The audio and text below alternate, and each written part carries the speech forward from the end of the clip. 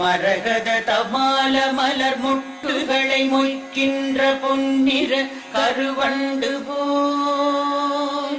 மாதவன் மார்பினில் வாசம் புரிந்தங்கு மெய்சிலிற் பேற்றும் விழிகள் பரவும் பல்வடிவத்தின் செல்வ வளமாகிடும் திருமகளின் அழகு விழிகள் பறிவோடு அந்த இரு விழிகளின் கடை நோக்கு மங்களம் எனக் கருள்கவே.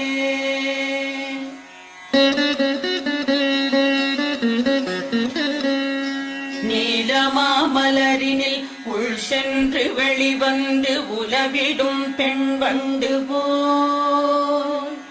நீலமாமுகில் வண்ணன் திருமுகம் காண்கின்ற ஆசையாய் மேல் சுழன்று கோலம் கண்டு